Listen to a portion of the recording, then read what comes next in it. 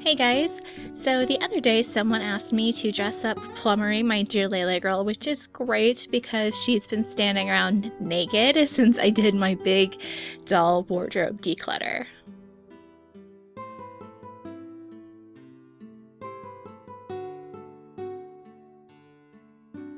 My dear Layla girl's hair tends to get in her face a ton. I think it's because her fringe is just sort of unusually cut, but as per usual, she needs a lot of hair brushing. A lot of the time I only do a superficial brushing, just neatening the hair on the outside, if you know what I mean, especially for videos, but today I've decided to do a fairly thorough brushing. I just want it to look nice. The way I brush my Blythe's hair when I'm doing a thorough job is to go fairly slowly and patiently, small strands at a time. I've linked that really useful Blythe hair brushing video before, but I'll link it again because that's essentially the method that I use. For superficial brushings, I use a mini Conair brush, but for more thorough brushings like this, I use this teasing comb that I already had for my own hair because of the end. As you can see, I'm using the end of the teasing comb to gently detangle more than I'm using the actual comb portion. In most cases, since all my dolls really do is lounge around in their stands or every now and then get taken somewhere by me for a picture or to hang out somewhere else, or they do some hat modeling for me too on the side, you know. Their hair doesn't really get tangled like human hair does.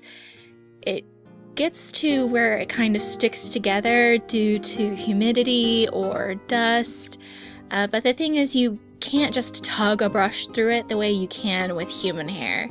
It doesn't have the same features as human hair, such as the grain, and it doesn't grow back if it falls out or gets cut, so you want to be careful not to damage your doll's hair.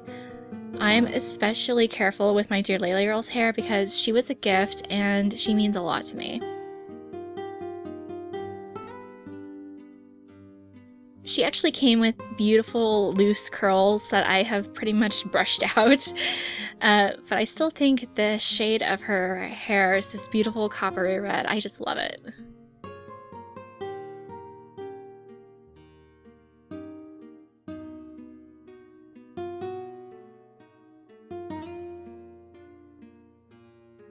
This method takes a long time.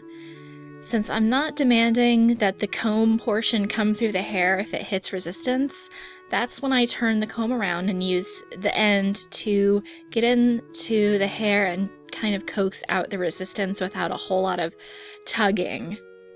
You can see how this would easily take at least a half an hour, if not longer, especially depending on the doll and how much hair they have and how long it is, to go through all of the hair in this thorough way, and that's why I'm doing a jump cut. So I've gone all the way around her head and now I'm just on the last portion. If I'm going to do a thorough brushing job like this on a doll's hair, something I find really relaxing is to listen to music or podcasts while I do it.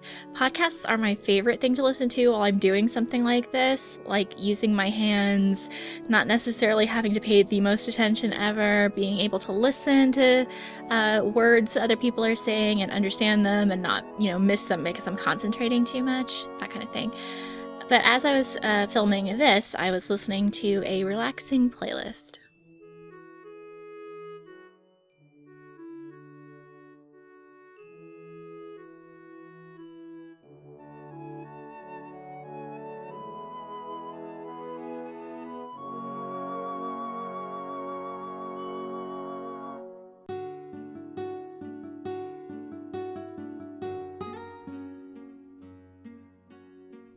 Now it's back into the stand, and her hair needs a little bit of neatening, so you won't mind if I neaten her up real quick, will you?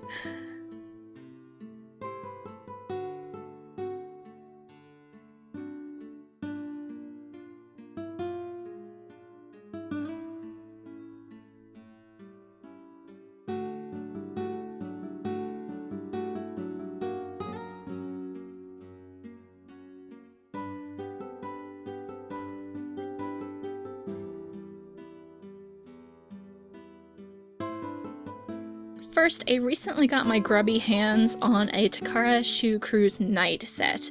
I already have the day set, as you know, and the night set comes with those strappy boots that I love that I'm actually dying to use, so I might use them in this dress up.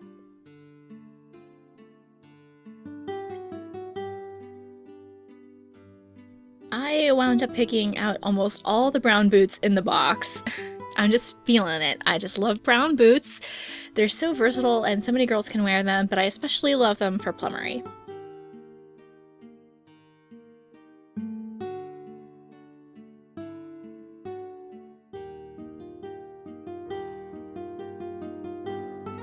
Spoiled for choice, Plummery.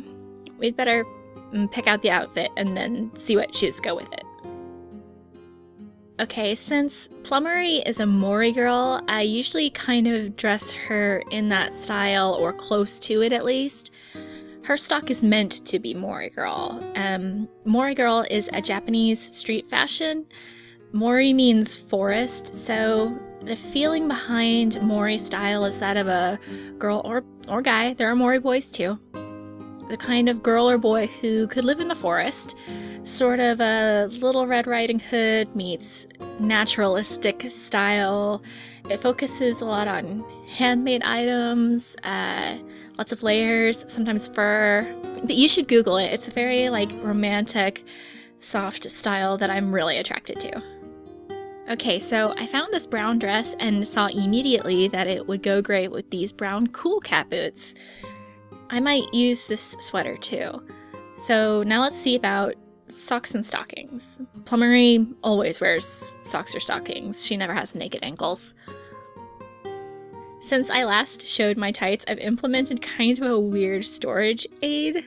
What I did was take plastic drinking straws, cut them down into smaller lengths, and then wrap the tights around these little lengths of straw. Then I put bobby pins on them with one end going through the straw and the other end kind of clamped to the tights. What it does is helps keep them rolled up, which helps conserve space in my little compartments. And I can pick up a pair of tights without it unrolling, so that's really handy. I don't know if I'll keep it this way, I'm just kind of testing it out, but so far I like it. We'll just have to see if it makes dents on my tights. I hope not. I think I'll go ahead and put this dress on Plummery. I've actually had it for a long time, but Plummery's never worn it. She usually wears slightly longer dresses.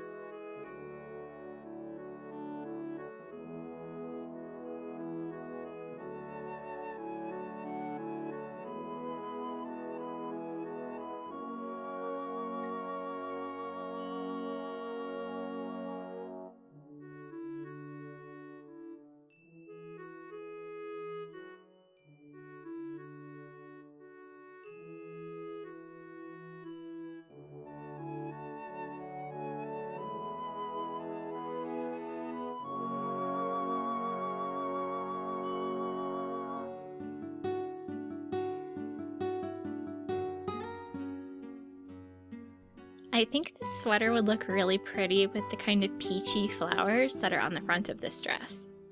When it comes to getting Blythe arms into sweaters and jackets, I will often bend the arms back slightly with my thumb to help the arm into the sleeve instead of trying to pull the sleeve on over the arm.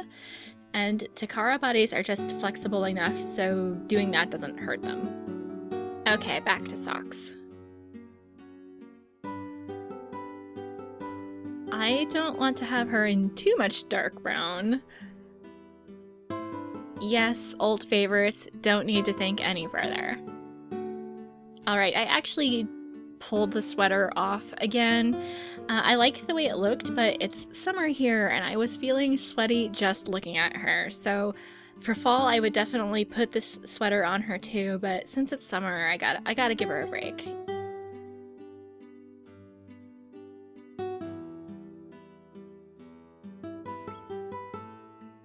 It's always easier for me to turn the doll away when I'm putting socks on her. It just feels right.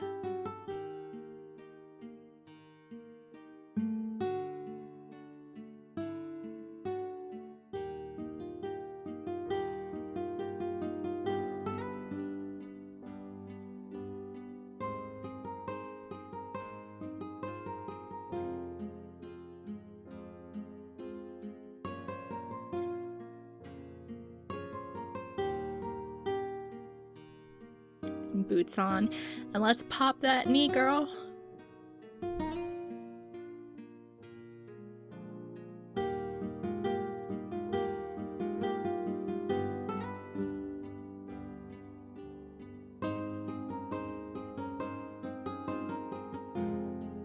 I adore brown chips on Blythes, always.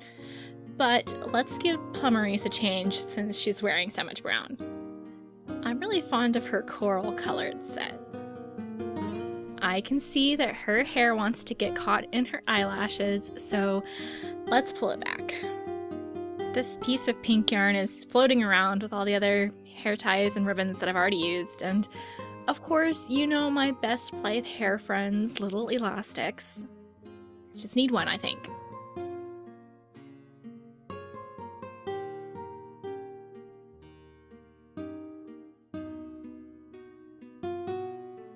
I'm just twisting the little pieces of hair that I've pulled back from the front of her face.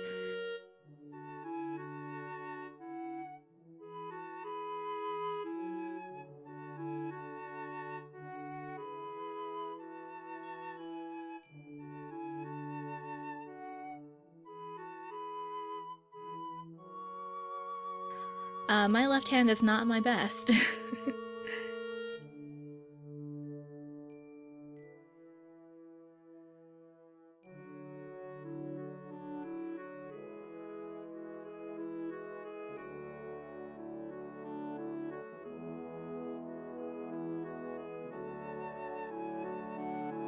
Just making sure that I like the way it looks from the front before I actually go ahead and tie it in the back.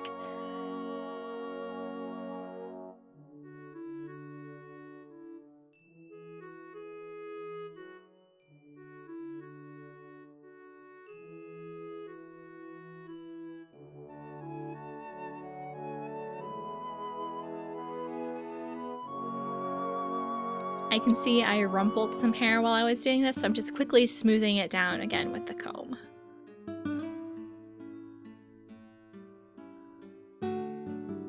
And now for the yarn. I remember reading in Anne of Green Gables that redheads can't wear pink, which I don't understand at all. I think it looks awesome.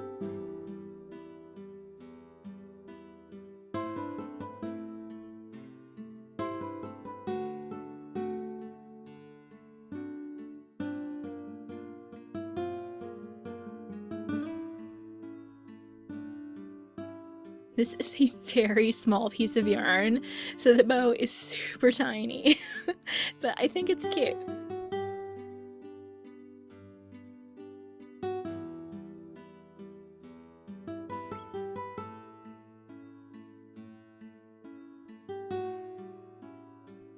There's some material poking out from the bodice, so I'm just going to poke it back in with the end of my comb. This is a multi-purpose tool.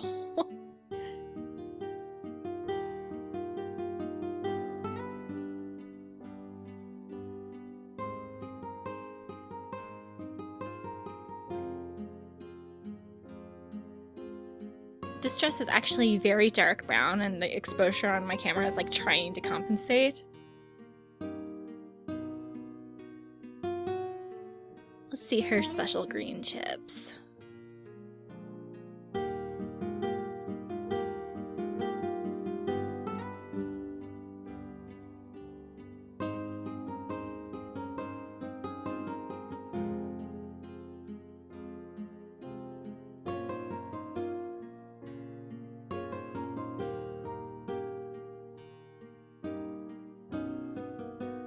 I know what this outfit needs as a finishing touch. A basket.